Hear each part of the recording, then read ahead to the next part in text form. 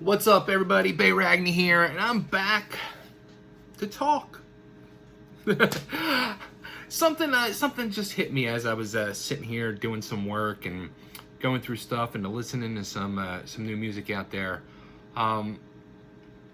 Two of my all-time favorite bands: Guns N' Roses, LA Guns. Is LA Guns actually better than Guns N' Roses, and just nobody knows or realizes or gives them the chance or the respect? Could it be? I mean, if you think about it, both bands came out about the same time. Their debut albums around 1987. Of course, everybody knows the magnitude and the impact Guns N' Roses had with Appetite for Destruction. I mean, let's face it.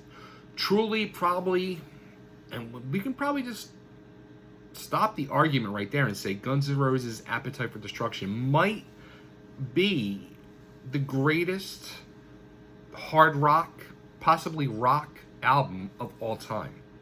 It is sleazy, it's dirty, it grooves, it rocks, it's in your face, it's everything. It's I'm gonna make up a word. It's debaucherous. It's what rock and roll was meant to be. It's the definition of what rock and roll was meant to be. But then after Appetite for Destruction, in my opinion, Guns N' Roses was never the same. They came back with, they did GNR Lies, which was, the flip side was the live, like a Suicide EP, which was early Guns N' Roses, 4 songs from the clubs, which was covers.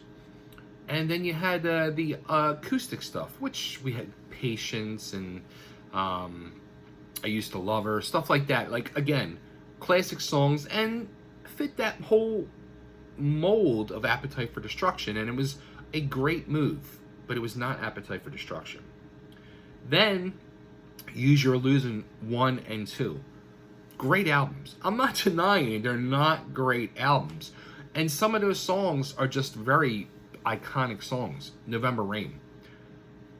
Amazing. Epic. Epic. It really is an epic song. But it doesn't have the impact of Appetite for Destruction. Then we had the Spaghetti Incident, which was an album of covers in the 90s. I personally love that album.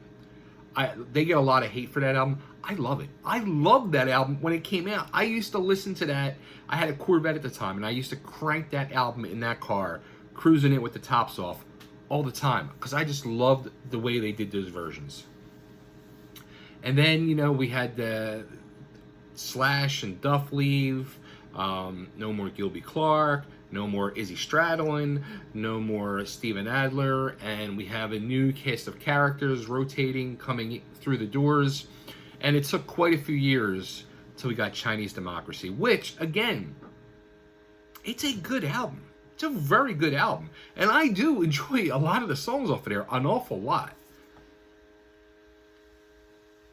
But what have you done for me lately? Where is any new music from Guns N' Roses?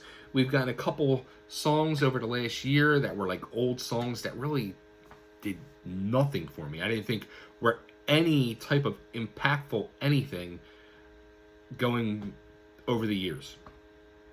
But then let's talk about LA Guns. LA Guns is getting ready to drop, I think it's their 14th studio album, Black Diamonds. They, like Guns N' Roses, have had a rotating cast of characters. Hell, they've had over 50 members. They might even have hit 60 members by now. But their first album, their debut album, it was not Appetite for Destruction. It was a great, dirty, sleazy. It was everything Appetite for Destruction was, but it was not as impactful. You didn't have your Sweet Child of Mine. You didn't have the Welcome to the Jungle, your Rocket Queens, your Paradise City. You had Sex Action and a lot of other great songs, but it was not Appetite for Destruction. But LA Guns came back with their second album, Cocked and Loaded, which is one of my all-time favorite fucking albums. I think it's a great fucking album. Never Enough, classic, rip and tear. Ballad of Jane, great fucking album.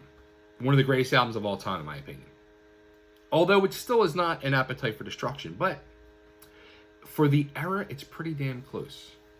Hollywood Vampires, that's an album, when it came out, I didn't appreciate. It took me years to appreciate. It's a great album. Vicious Circle, as the band was falling apart and crumbling, it was, again, a great album. LA Guns went through them member changes. You had the grunge version, American Hardcore, where it was Tracy and Steve Riley and a few guys, and then Shrinking Violet with Jizzy Pearl. And then the band, Phil and Tracy get back together. We get Man in the Moon, Walking the Dead, and then Tracy leaves again.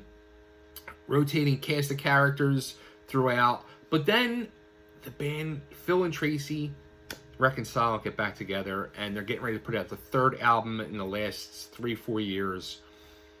And then I was thinking, like, these last 3 albums they've put out, and I haven't listened to the full Black Diamond's advanced copy yet that I've gotten, but the 3 singles are fucking phenomenal, great songs. And Tracy Guns, again, one of my all-time favorite guitarists. He's like more in the vein of a Randy Rhoads compared to a Slash, who's got that heavily blues influence. Slash is iconic. Tracy deserves. I mean, come on. They're both phenomenal guitar players, but Slash, beside being that soulful, amazing, bluesy, hard rock guitarist, he's got the gimmick too, between the hat and the name and Appetite for Destruction. So, you know, all these years later, will we ever get anything that's on par with Appetite for Destruction from Guns N' Roses? I don't know. It's going to be very, very hard and impossible nearly for them to top. LA Guns have continued to put out albums on par with, I'm going to say, their second album, because I think that was the pinnacle for them, Cocked and Loaded. And any of the songs they've put out in the last 3 albums could have fit in the first album, Cocked and Loaded, or Hollywood Vampires, their first 3 albums. I think LA Guns is like the Sunset Strip version of AC/DC. They're like the Energizer Bunny. They keep going and going and going and putting out great, killer, amazing hard rock music. So, as they're getting ready to do I think it's the 14th album, studio album, and Guns N' Roses, we don't know if they're going to ever make another album or if they're going to just keep going on the legacy of Appetite and Use Your Illusions 1 and 2. What do we do here? What's the answer? I don't know. All I know is I want more Guns N' Roses music. We're getting more LA Guns music, and I say we crank up both, but right now, I gotta lean towards Guns N' Roses. Or, I'm sorry, LA Guns. LA Guns. Great stuff. And, I hate to say this, not to bash on Axl, but Phil Lewis, his voice still, I think he's 66 years old, still sounds phenomenal. Axl's voice we've heard better days from Axl's voice. And I'm not trying to, this happens. It happens to singers. It's a muscle. It goes away with age. It's part of the game. We understand that. But Phil Lewis still sounds amazing. We have 2 great lineups of bands. 2 great bands. And I'm leaning towards LA Guns. LA Guns, I'm telling you, is the Sunset Strip version of AC/DC. Give me your opinions. Go down below.